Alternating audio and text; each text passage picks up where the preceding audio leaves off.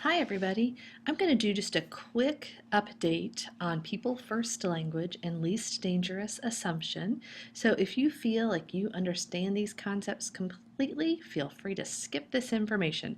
But if you feel like there's more you'd like to learn, then stay tuned for a few minutes and we'll talk about them. To learn about People First Language, I always recommend that you go to Kathy Snow's website, and that website is called Disability is Natural. Kathy has raised two fantastic sons who both have disabilities, and she presents the concept of People First Language. And when she presents it and you read her articles, you will say, well, that just makes so much sense.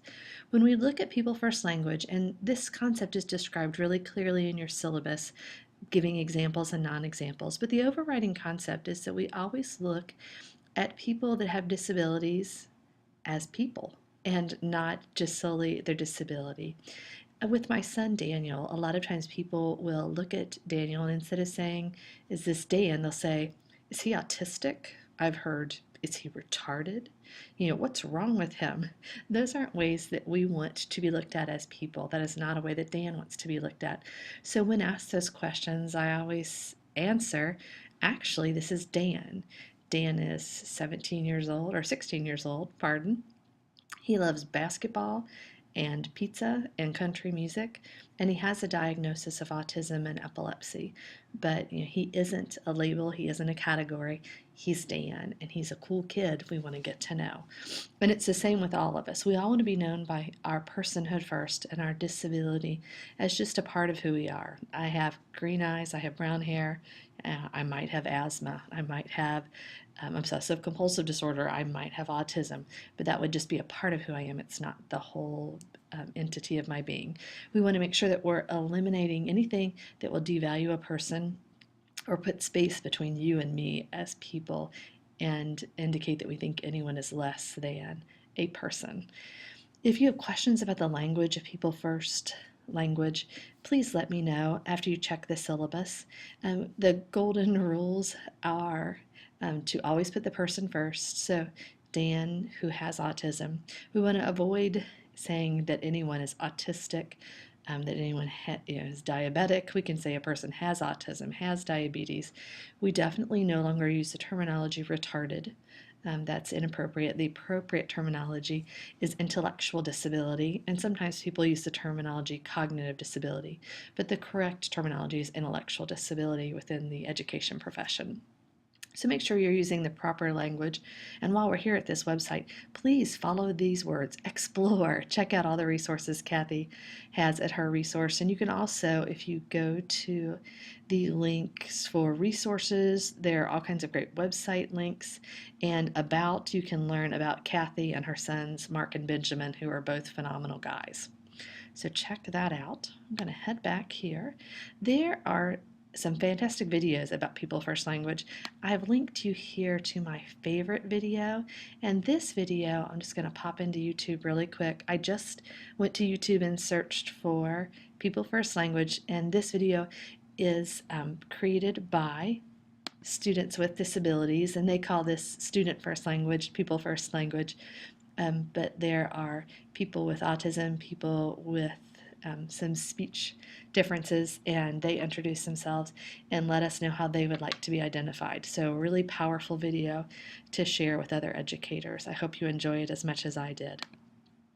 The next concept we want to talk about is this concept of a least dangerous assumption, and I've got a great link here for you to the articles that started the least dangerous assumption learning.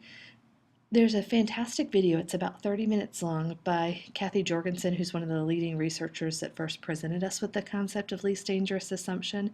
But to give you a feel for what least dangerous assumption is, I'm going to show you just a screenshot that I got when I was watching Cheryl's video. Excuse me, I think I said Kathy. Her name is Cheryl Jorgensen. When I was watching Cheryl's video on Vimeo, and this is the Vimeo link, and I'll post that with this video. But the guiding principle of least dangerous assumption as it was first presented by Ann Donnellan is that, and this is such a powerful concept, in the absence of conclusive data, So the absence of conclusive data for my son would be, we don't know cognitively what he is thinking because he is nonverbal. So in the absence of that conclusive data, educational decisions ought to or must be based on assumptions which, if proven incorrect, will have the least dangerous effect on the likelihood that students will be able to function independently as adults. So we're saying if I can't prove that he absolutely does not know this concept in a general education classroom, then I need to do what's going to be the least dangerous for him down the road. So I had a student who had a cerebral palsy and was in a wheelchair and had a limited eye gaze response, did not have control of his limbs, his arms, his legs, to be able to respond. And I had another educator say to me that he should not be in my reading group because he wasn't learning anything. And I used the least dangerous assumption and said, in the absence of data that says he's not learning, then he stays in my reading group. And actually, I had some conclusive data that no one else had taken the time to observe. When we held a book up for this student and he was sitting next to peers, he actually had a left to right eye gaze that he would follow and track the book, and he would track as pages were turned left to right to as much as his eyes could maintain that stamina.